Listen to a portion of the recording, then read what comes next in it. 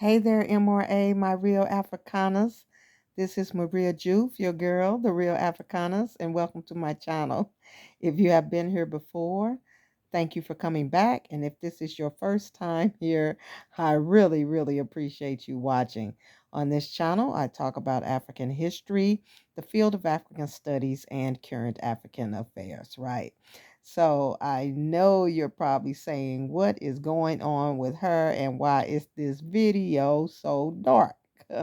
Well, let me tell you, we had a really, really bad storm here where I live. And so I am in the basement because it's hot upstairs because the lights went out, right? And so they have been out for 2 days. And we are hoping they are supposed to come on in the morning, but we really don't know yet, right? um, because tomorrow is 4th of July here in the United States. It is a holiday, right? So we're hoping that, again, that they will get the lights on as soon as possible, okay? So I just wanted to hop on here, though, with lights off and all, and just say to the brothers and sisters here in the United States, right, who choose not to celebrate the 4th of July because of um, the fact that Black people were not free in 1776 when the Declaration of Independence was signed, right? Slavery was still in full bloom. So many African Americans now do not feel that it's appropriate to celebrate Independence Day, right? Uh, However, a number of our former forefathers fought in the Revolutionary War, right, against the British to free America from their colonizers.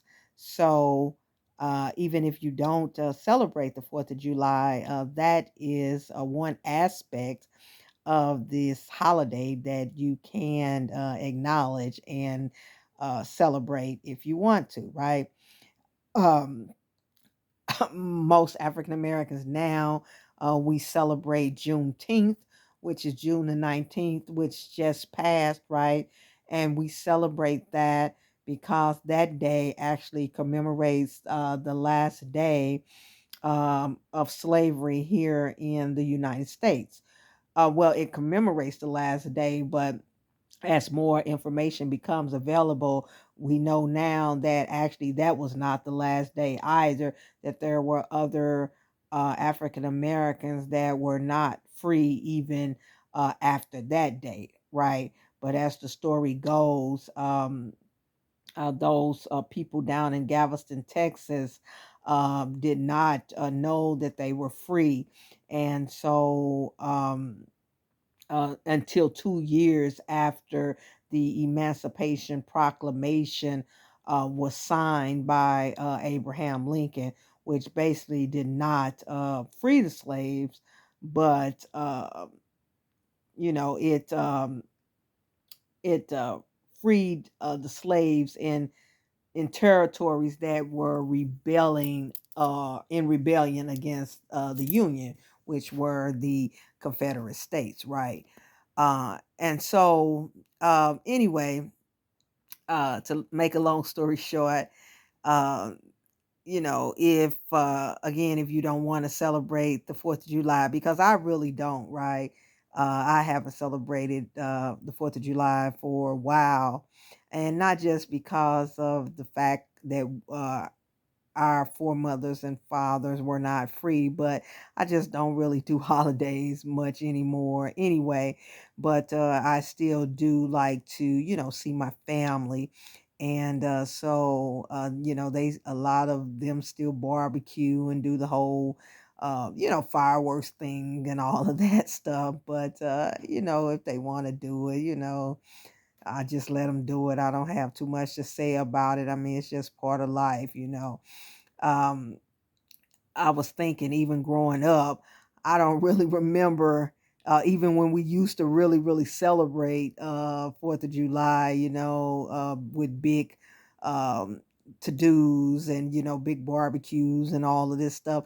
I don't really ever remember anybody mentioning the fact that we were celebrating Independence Day, right? Most of us, we were just celebrating the 4th of July, just a time to get together and pop fireworks and eat barbecue and just hang out with the family, right? Of this whole Independence Day, basically, we didn't make a big to do about that, because I think in reality, most of us knew that it wasn't an Independence Day for Black people, right? Basically, we kind of got bamboozled again, because again, many of our brothers and sisters fought uh, in the uh, uh, Revolutionary War, against Britain, because, they thought that they were going to actually be freed. Many fought on the side of the British, because the British has promised them that if they would fight for them, then they would be sent, they would go to Britain and they would be free as well. And as we know, on both sides of and on both sides, African Americans were basically lied to, and they never did really receive the freedoms that they were promised, right? But again, if you don't want to celebrate 4th of July, there is another uh, 4th of July commemoration that I think is worthy of us acknowledging and commemorating, and that is the Liberation Day in Rwanda, right? So July the 4th actually marks the end to the genocide, right? That happened about, what is it now, almost 30 years ago, okay? Um, where I think over 800,000 Tutsis were killed.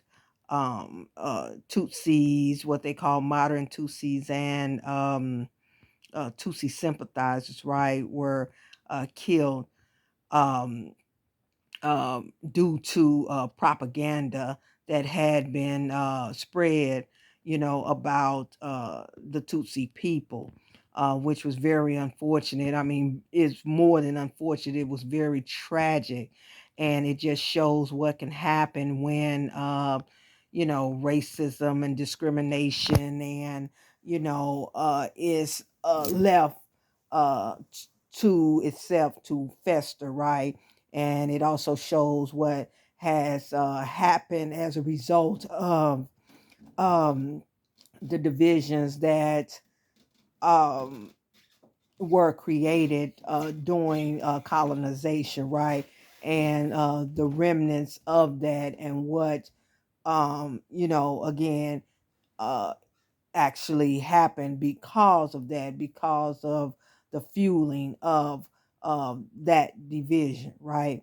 So, again, we can stand and commemorate that day with our Rwandan brothers and sisters, and stand with them in solidarity as they continue to heal and continue to build what it has become, an amazing country, right?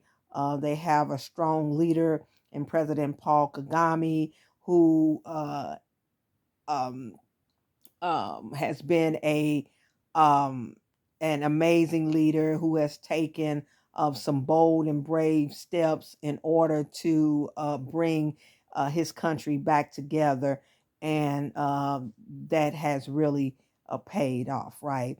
And so I would just like to say that I am very proud of Rwandese, and I wish them the best in all that they desire for them, for themselves and for their country moving forward. And I stand with them on this Liberation Day, which gives me something to be proud of and to celebrate in lieu of July the 4th here in the United States, right? So I just wanted to hop on here, right, and say that. And I thank you all for watching. And so I just ask that you all wish me the best. And hopefully, the lights will come back on. We're fortunate because, we know how extreme weather can be. And I am just very fortunate that um, nobody in my family, none of my loved ones, and not too many other people, suffered any injuries or anything like that, right? So I am grateful for that, despite the fact that, we have been without electricity for a couple of days, right? So I hope you all have a good Independence Day. Um, what if in here in the United States, to all the African Americans, like I say, that choose to celebrate, and even those that choose not to, I hope you have a good day. And again, we wish the Rwandese all the best. And I wish all of my African family all over the world the best, right? So I will see you next time, right? And don't forget to always go deeper when you are studying African history and current affairs, because there's always more to the story. Always remember to let your voice be heard. Fight the power, right? Never forget your ancestors, and don't forget to like, share, comment, and subscribe. And I'll see you next time. I'm signing off. Bye bye.